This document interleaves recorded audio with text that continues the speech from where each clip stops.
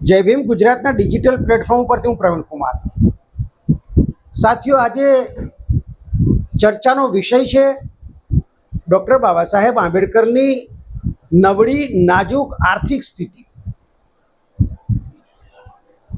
આપ લોકોને એમ લાગતું હશે કે બાબા સાહેબ ડૉક્ટર ભીમરાવ આંબેડકર જેવા વિદ્વાન માણસ, અર્થશાસ્ત્ર વિષયની અંદર જેમણે ત્રણ ડોક્ટરેટની પદવી લીધી છે,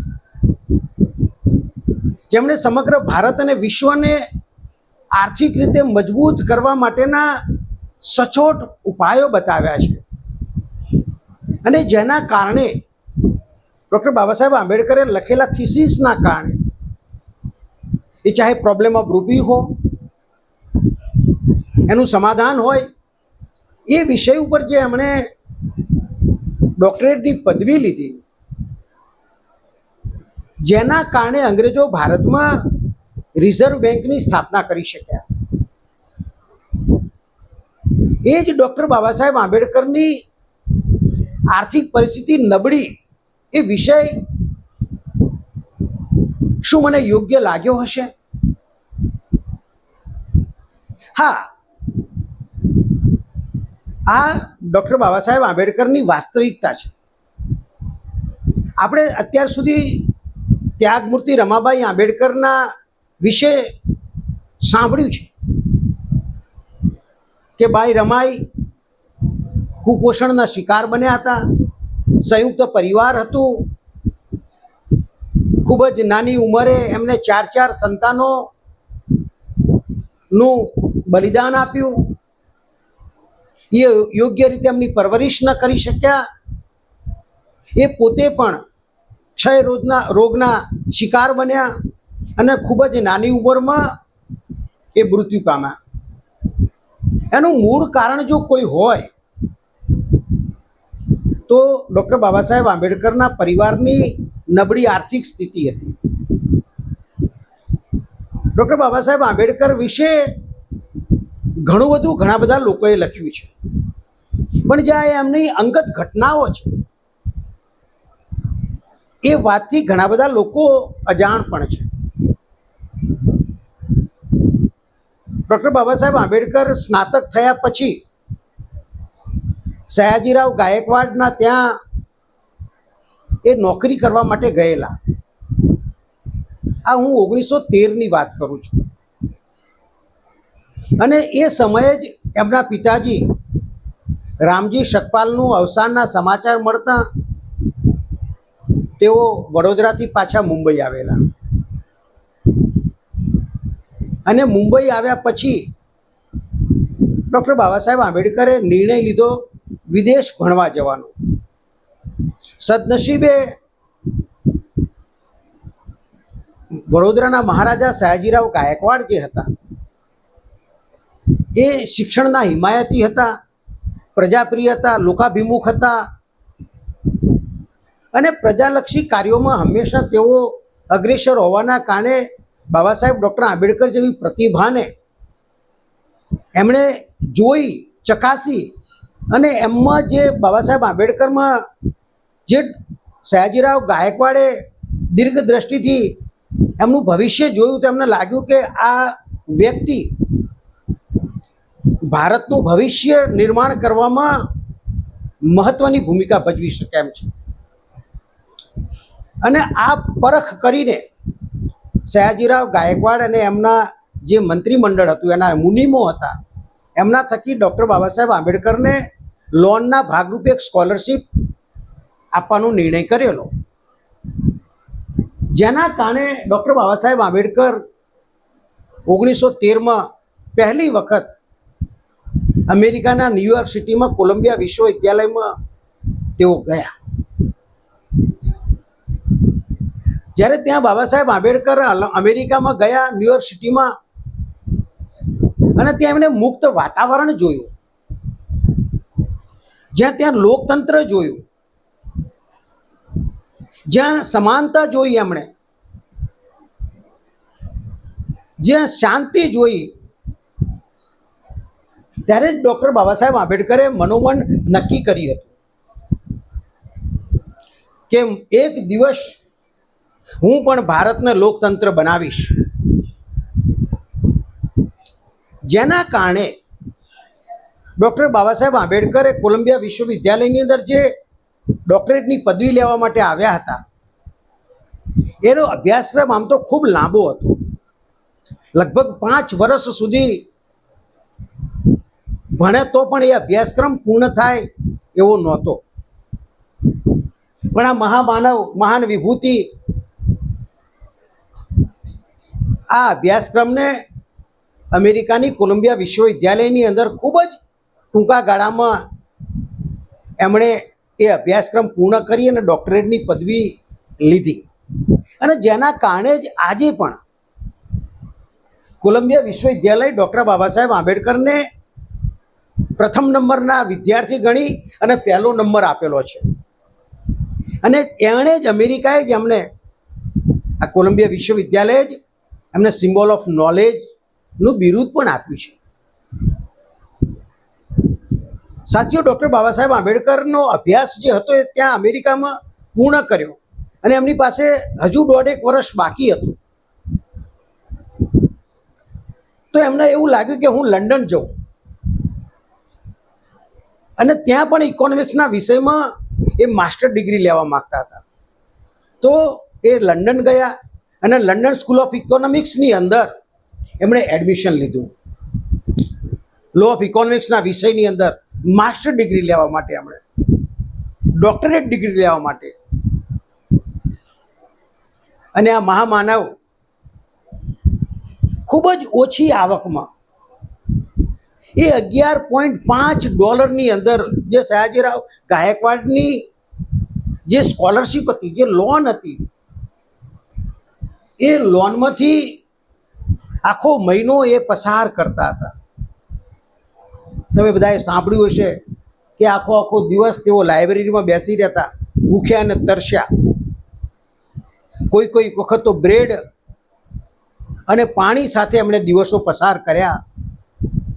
ઘણી વખત જે લોજમાં ત્યાં રહેતા હતા પેઇંગ ગેસ્ટમાં, એ પેઇંગ ગેસ્ટના લોકો પણ એમને જમવાનું પૂરતું નહોતા આપતા. ભાડું પણ ઘણી વખત ડૉક્ટર બાબા સાહેબ આંબેડકર સમયસર આપી ન શકતા હતા. આવી આર્થિક પરિસ્થિતિ એમની જે આમ કંગાલ હાલતમાં હતી, નાજુક અવસ્થામાં હતી, તેમ છતાં આ દેશના શોષિતો માટે, કચડેલા વર્ગ માટે, મહિલાઓ માટે એમણે એમનો અભ્યાસ ચાલુ રાખ્યો. દિન પ્રતિદિન એમની આર્થિક પરિસ્થિતિ બગડતી ગઈ. મુંબઈની અંદર ત્યાગમૂર્તિ રમાબાઈ પણ એમના સંયુક્ત પરિવારનું 6 માણસોનું ભરણ પોષણ કરવું કઠિન બન્યું હતું.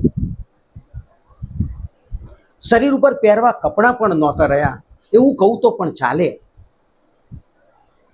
એક ટાઈમ ભોજન કરવા માટેના પણ જેમને ફાંફા પડ્યા, એવા મહામાનવના પરિવારે એવા કપરા દિવસો, એવા વરવા દિવસો જોવાનો એમને અવસર મળેલો હતો. એટલે એમ કહેવાય કે વિપરીત પરિસ્થિતિ હતી. આવા નાજુક સંજોગો, આવા કઠિન દિવસો, કોઈ પણ દુશ્મનને પણ આવા દિવસો પ્રાપ્ત ન થાય એવા દિવસો ડૉક્ટર બાબા સાહેબ આંબેડકર અને એમના પરિવારે ભોગવ્યા છે. મારી આંખોમાં એ દ્રશ્યો આજે પણ ચિત્રો મારી આંખોમાં તરવરે છે. ત્યારે હું પણ શોકાતુર અને ગમગીન બની જાઉં છું.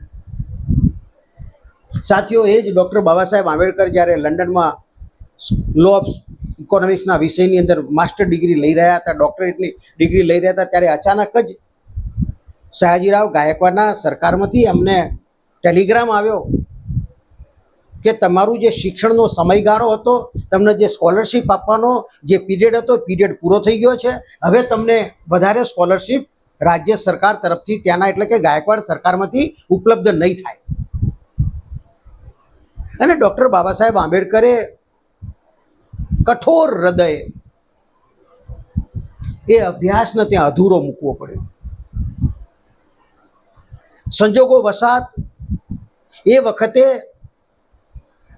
વિશ્વનું પહેલું વિશ્વ યુદ્ધ પણ ચાલતું હતું. વિશ્વની પરિસ્થિતિ ખૂબ નાજુક હતી. ગ્રેટ બ્રિટન જે કહેવાતું હતું એ એનું પહેલા વિશ્વ યુદ્ધનો મુખ્ય દેશ હતો. એની આગેવાનીમાં પ્રથમ વિશ્વ યુદ્ધ ચાલતું હતું. બ્રિટનના પણ સમય અને સંજોગો કપરા હતા, ભારતના પણ સમય અને સંજોગો કપરા હતા, કારણ કે ભારતમાં ઈસ્ટ ઇન્ડિયા કંપનીનું રાજ હતું. એટલે નાણાકીય અસરો અહીંયા પણ પડેલી. અને એમાં બાબા સાહેબ આંબેડકર તો ગરીબ પરિવાર, દુઃખી પરિવાર, કોઈ કુટુંબ કમાનાર વ્યક્તિ નહીં, એકમાત્ર મહાનાયક હતા. તેઓ તો આ દેશના અછૂતોનો, પછાતોનો, મહિલાઓના ઉત્થાન માટે દિન રાત ભૂખ તરસ વેઠી અને અધિકાર માટે માણસ ઝઝૂમતા હતા. પણ ડૉક્ટર બાબા સાહેબ આંબેડકર એ લંડનથી 1917માં પરત આવ્યા. કમનસીબે ઘટના એવી બની કે જે જહાજમાં આવતા હતા, અને બીજું એક કાર્ગો જહાજ હતું, એમાં બાબા સાહેબના અમૂલ્ય પુસ્તકો હતા, જેમાં બાબા સાહેબ આંબેડકરે જે થીસીસો લખ્યા હતા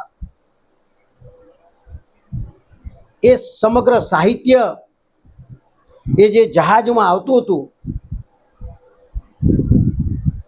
એના ઉપર જર્મનીએ એવું સમજ્યું કે આ બ્રિટનનું જહાજ છે, દુશ્મનનું જહાજ છે, એમ સમજીને એના પર તોપગોળો કર્યો, બોમ્બમારી કરીને એ જહાજ દરિયામાં ડૂબી ગયું. જેમાં બાબા સાહેબના અમૂલ્ય વારસો હતો, જે સાહિત્યનો વારસો, જ્યાં દેશના વિશ્વના જે આપવા માગતા હતા એ દરિયાના પેટાળની અંદર કાયમ માટે લુપ્ત થઈ ગયો. બાબા સાહેબ આંબેડકર પાછા આવ્યા ત્યારે રમાબાઈ ચોધાર આંસુએ રોડતા હતા, કારણ કે ઘરમાં ખાવા માટે અનાજનો એક દાણો પણ નહોતો. એટલે ડૉક્ટર બાબા સાહેબ આંબેડકર મુંબઈના ગવર્નરની મુલાકાત લઈ, સિડન હોમની, અને સિડન હોમ કોલેજ મુંબઈની હતી, અમે પ્રોફેસર તરીકે તેઓ નોકરીમાં જોડાયા. અને એ 1917થી 1920 સુધી ડૉક્ટર બાબા સાહેબ આંબેડકર કોલેજના પ્રોફેસર તરીકે નોકરી કરી એમણે. અને એ સમય દરમિયાનમાં એમને જે પગાર મળતો હતો એ પગારમાંથી અમુક ટકા પગારની એ બચત કરતા હતા, અને બીજો એમના પરિવારના ભરણ પોષણમાં જતો હતો. જુલાઈ 1920ના દિવસે ડૉક્ટર બાબા સાહેબ આંબેડકરને અચાનક એક વિચાર આવ્યો અને એમણે નોકરી છોડી દીધી, અને તેઓ ફરી એમનો જે અધૂરો અભ્યાસ હતો લો ઓફ ઇકોનોમિક્સનો, એ અભ્યાસને પૂર્ણ કરવા માટે, એ થીસીસ પૂર્ણ કરવા માટે એમણે ફરી લંડન સ્કૂલ ઓફ ઇકોનોમિક્સની કોલેજમાં જવાનું નક્કી કર્યું. અને આ મહિનાની અંદર 1920ના વર્ષમાં ડૉક્ટર બાબા સાહેબ આંબેડકરે મનોમન નક્કી કરી અને તેઓએ લંડન જવાની તૈયારી કરી. સાથીઓ, એ વખતે એમની પાસે પૈસા નહોતા. એમણે પગારમાંથી જે થોડા ઘણા પૈસા બચાવ્યા હતા એ જ એમની પાસે માયા અને મૂડી હતી. પરિવારની જિમ્મેદારી તો ઊભી જ હતી. રમાબાઈની પણ શારીરિક શક્તિ એટલી ક્ષીણ થઈ ગઈ હતી.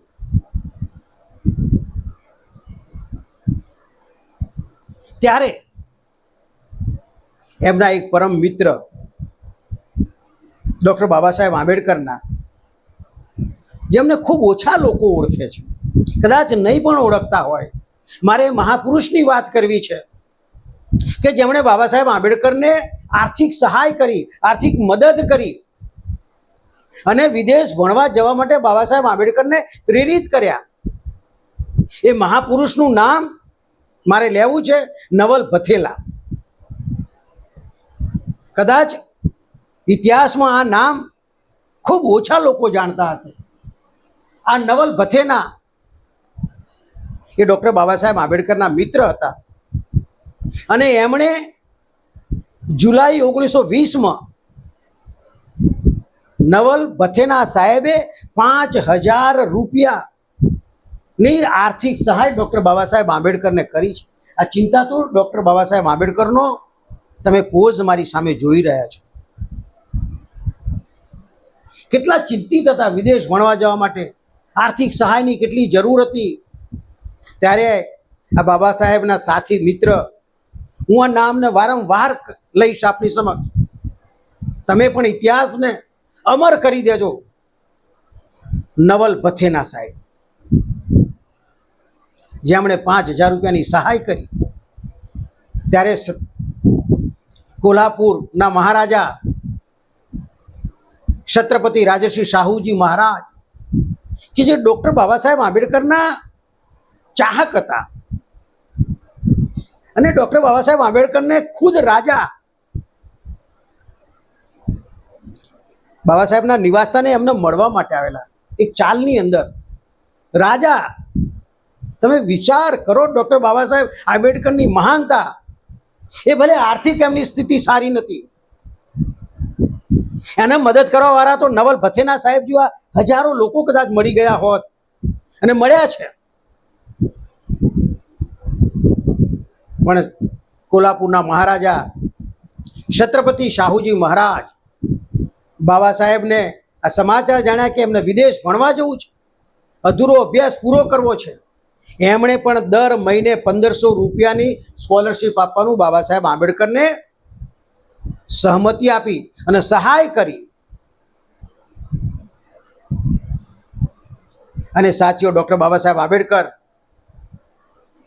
જુલાઈ 1920માં ફરી પાછા લંડન સ્કૂલ ઓફ ઇકોનોમિક્સની કોલેજમાં એમણે એમનો અધૂરો અભ્યાસ શરૂ કર્યો, અને ત્યાં જ એમણે મહાનિબંધ લખ્યો, મહાશોધ નિબંધ લખ્યો, the problem of rupees and its solution. અને જેના કારણે જ આજે વિશ્વ, આજે ઇકોનોમિક્સની વાત કરીએ, કોઈ પણ દેશના અર્થતંત્રની વાત તમે કરો તો ડૉક્ટર બાબા સાહેબ આંબેડકરને યાદ કરવા જ પડે. એવા મહાન મહાનાયકના મિત્ર નવલ ભથેના સાહેબના માટે મેં આ સ્પેશિયલ આ એક કાર્યક્રમ, આ વિષય આજે મેં પસંદ કર્યો હતો. મને આપ સૌ બહુજનોમાં વિશ્વાસ છે કે જય ભીમ ગુજરાતનું આ ડિજિટલ પ્લેટફોર્મ આવા અનેક બહુજનો માટે એમનો ઇતિહાસ ઉજાગર કરવા માટે અમે આપની સમક્ષ આવીએ છીએ. અમારી આ વાત આપને ગમી હશે તો આપ આ વાતને જન જન સુધી પહોંચાડશો એવી આશા અને વિશ્વાસ સાથે. જય ભીમ, નમો બુદ્ધાય.